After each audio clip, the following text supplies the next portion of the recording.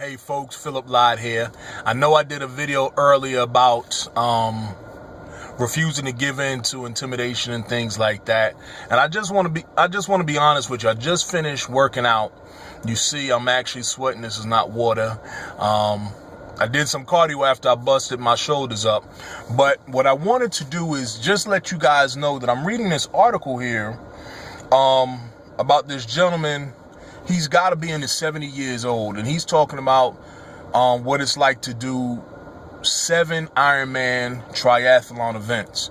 And I'm sitting here thinking, and I thought about this, and most of us as entrepreneurs, you know, and I've said this time and time again, we give up a lot of times too early.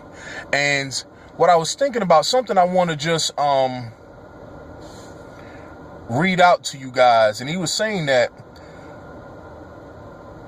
a lot of times, once people reach their threshold of pain, once it hurts enough, once it becomes inconvenient or uncomfortable, people tend to give up.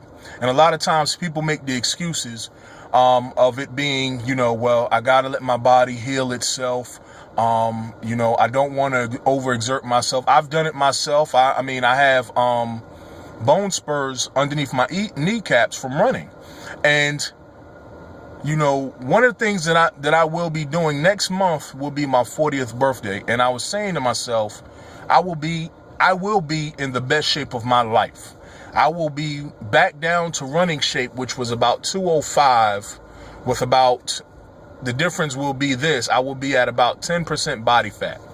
I have some time to go. I have some pounds to lose. In fact, I have about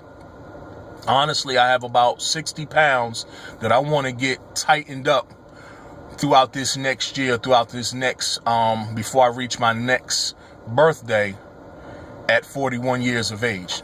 Next month will be a little bit tough, but as long as I'm in rhythm, as long as I persevere, this is what I wanted to read to you guys. This is from Muscle and Body, November 2013 issue. And you could actually get this free at GNC. You know, of course, if you buy supplements and things like that, they give you a free magazine. But listen to this. Competitive athletes, however, learn to push through the inevitable pain. And every champion knows what it's like to persevere, even when that pain turns to agony. Think about your business for a moment, folks. You've probably spent money that you did not have. You know, you've gotten in fights with your spouse or your loved ones, and they told you, why in the hell are you doing a business? Why are you trying to do network marketing? Why are you trying to do auto ship for XYZ company? And my question to you is this. You know, we tend to give up because of what other people think. And I want to tell you this, be honest with you. Forget what they say.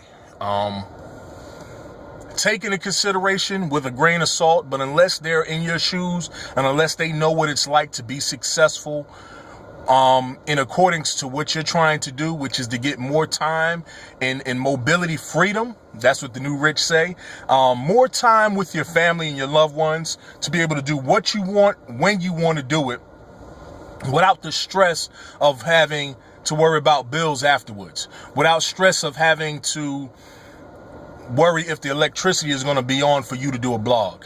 And one of the things, if you're not doing, I would suggest you do this. Blog about it. Do a video like this about it. You'll be amazed at the responses that you can get just by simply doing a 2-3 minute clip or writing a blog about 500 to 700 words. And for those people, you know, a lot of people really don't read like they say they do. But people that you want to inspire and you want to just captivate their attention, do a 100-minute blog. I'm not going to tell you, write something that is engaging or challenging enough for people to ask the questions. So what is it that you do? You know, I do this even in my personal life and professional life. As a high school English teacher, I even have a blog for my classroom. And from time to time, I'll put up motivational. I mean, I run the same classroom the way I would run my online blog and business as an affiliate in affiliate marketing. And for you guys who are in network marketing, who are still excited about your product, share your story about it. Share your story, even if you don't think you have anything to write about, because more people will join you as they go through the process of knowing, liking, and trusting you once they know what your story is. And your story could simply be, I joined XYZ company because, my marriage was on the rocks. I was looking for a way to make extra income. People resonate with that. Instead of having a pity party, or instead of trying to cram your excuse my language, instead of you trying to cram shit down people's throats, expecting them to eat it, why not offer your story and make yourself a little bit more transparent for them to say, hey, this is an average person like me, or this person is not superhuman or metaphysical to where I too can achieve some level of success on my terms. Personally, and this is just me being biased, blogging is the way to go. I'm affiliated, and it's no secret, I'm affiliated with Empower Network, but if there are other resources based off of your level of comfort and based off of where you're trying to envision yourself successfully that you see that's better, shoot for it. I don't personally think that you'll find another company where the culture embraces your failures as well as your successes. I've met a number of people over the past year and some change where, regardless of what you promote within Empower Network, they embrace you, they love you, and it's a genuine feeling. It's not this, well, I won't talk to you if you're not doing what I do. No, that's crap, and that's not how you build effective interpersonal relationships. So, and I will tell you this, if you have any questions about Empower Network, I'm sure you've heard the superstitions, the myths, the legends about it. You've heard the rumors about it being this is a company without a product and things like that. But let me just say this in its defense, that the product, there is no real product that you would promote in any business other than you. So if you can't promote Empower Network by being yourself, then it doesn't matter what your primary business is. You could be selling you could be selling potions, you could be selling lotions, you could be selling you could be saving people money, but when the only business that you're in is about the price or about something material, remember this, and this is business 101, that there's always going to be competition. You have to provide a competitive advantage over the next person. Okay? And if the only thing that you can provide is saving X amount of dollars, then you're not really selling anything. What you're doing is telling somebody, well, temporarily, I can get you this into this place. And hopefully if you stay, as long as you stay a member, then you may be able to, you may not be cognizant of the fact that somebody else just came along and made the savings even better. Come on, let's be realistic. So that's why if you cannot promote yourself through Empower Network, and or any other company, let me just say that, any other company, because I'm not a hoarder, right? What you may want to do is you definitely may want to ask somebody who's going through it with you. And like I said, by blogging, by doing videos, by reaching out to people on a personal level where they're at consciously, you'll definitely see the success that you will.